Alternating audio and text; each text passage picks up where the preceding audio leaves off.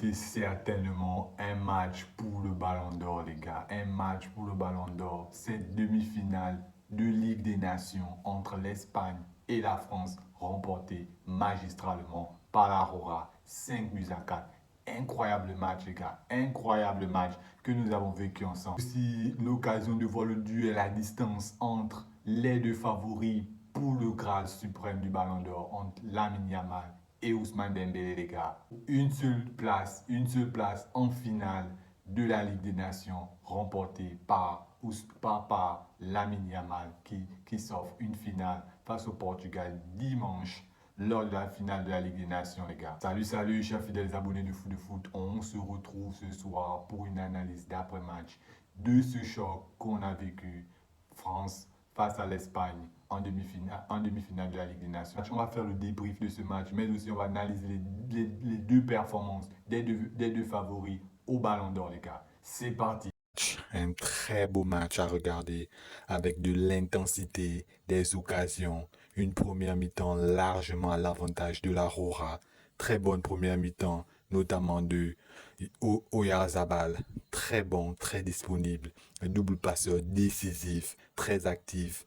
De son côté, Lamine Yamal. Quelle première période de ouf sur son côté gauche, très sollicité sur son aile, mais je pense qu'il a été bien muselé lors des premières minutes de jeu, notamment par Lucas Hernandez et Désiré Doué, mais lui que va venir le premier but d'une passe subtile de l'extérieur du pied à au ras du sol entre Désiré Doué et Lucas Hernandez pour Oyarzabal qui de au but sert sur le côté droit. Williams qui frappe, qui fusille le gardien d'un pétard. Mike Maignan est battu. Il était très actif. Très bonne première mi-temps de Lamine Yamal sur ses prises de balles notamment, sur ses débordements, notamment sur Clément Lenglet. Je pense qu'il avait vraiment envie de faire la différence au vu du défi qu'il avait lancé.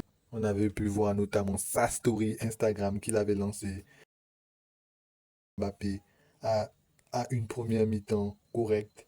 Je l'ai trouvé mobile, dispo. Il a beaucoup décroché, ce qui a fait en sorte qu'il n'a pas été trouvé en profondeur par ses coéquipiers lors des ballons en profondeur qu'il aurait pu jouer. Mais malheureusement, il a tellement décroché qu'il n'a pas été au bon endroit, au bon moment.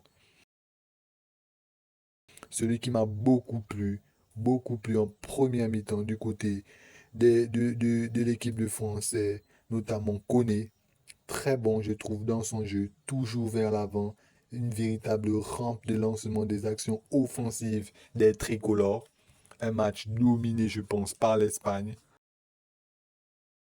Même si la France s'est procuré quelques occasions avec les deux joueurs tricolores les plus dangereux, Désiré Doué et Kylian Mbappé. Je pense que ces deux joueurs ont été beaucoup trouvés par leurs coéquipiers. Dembélé a été plutôt actif lors de cette première mi-temps. Il a pris le dessus sur son côté droit, pas sur Cucurella. Je pense qu'il a été aussi très actif. Seconde période, c'est littéralement l'humiliation avec deux buts encaissés coup sur coup de la part de l'équipe de France avec une défense complètement catastrophique et notamment sur le côté droit de Nico Williams qui sert tranquillement Pedri complètement libre de tout marquage. Catastrophique défensivement pour la France avec une charnière Konaté, Clément Lenglet qui n'a clairement fonctionné et a été clairement aux abois au niveau, je trouve, avec principalement Clément Lenglet qui s'est fait complètement martyrisé par Lamine Yamal. Ziredou m'a laissé également sur ma faim. C'est tranchant, je pense. Il a raté beaucoup d'occasions et notamment des occasions qui pour moi auraient pu faire but et remplacé par Barcola. Kylian Mbappé, malgré par son but sur penalty, n'a rien montré, rien proposé, je trouve, surtout en seconde période où vers la fin du match, il a été complètement invisible. Il a perdu beaucoup de ballons, notamment des mauvais choix, dans ses passes à destination de ses coéquipiers. Lamine Yamal, une deuxième période monstrueuse, incroyable, à part de ce gamin qui a littéralement mis en difficulté Rabiot, a poussé à la faute la surface de réparation. Avec un tacle qu'on a vu de la part de Rabiot qui a été complètement raté. Yamal se charge de transformer ce penalty. Il prend le ballon et le transforme. Et le quatrième but, les gars. Et le quatrième but, véritable masterclass de la part de Lamine Yamal. Il reçoit une passe, une touche de balle. Pedro Porro. Lamine Yamal se retrouve au duel face à face en 1 contre 1 face à Clément Lenglet. Il gère du bras et d'un pointu du pied gauche inscrit le quatrième but. Quel match monumental de la part du gamin. Il est impliqué dans 3 buts de son équipe. Waouh! Pour moi, c'est certainement l'homme du match. Vous pouvez encore le voir très actif à la 81e minute au milieu de terrain où il a mis en difficulté Théo Hernandez qui a coupé d'un carton jaune. Le match de Nico Williams en général a été plutôt solide avec premier but dans le match et une passe décisive pour le but de Pedri. En gros, son match a été bon, je pense, plutôt, et procuré des occasions. Il a marqué, il a apporté de la percussion sur son aile droite. Bref, a été bon.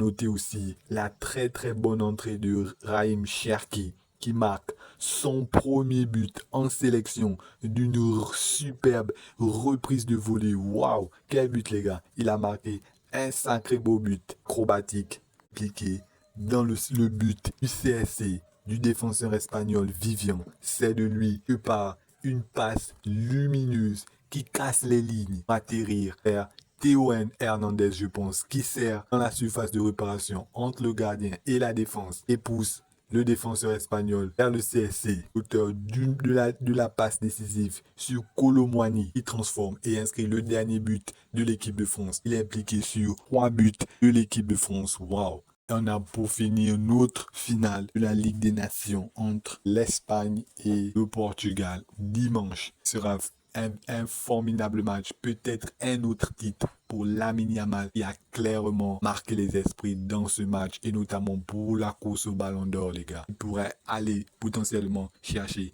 un titre qui pourrait encore l'asseoir plus en tant que prétendant légitime au Ballon d'Or, les gars. Il a fait un sacré bon match. Ousmane Dembélé qui a fait une seconde mi-temps plutôt discrète, je pense. Et merci les amis d'avoir regardé cette vidéo jusqu'à la fin. N'oubliez pas, abonnez-vous à la chaîne, activez la cloche de notification. Vos avis en commentaire par rapport aux performances de Ousmane Dembélé et de Lamine Yamal. Je vous lirai les gars. Quant à moi, on se dit à la prochaine pour une prochaine vidéo.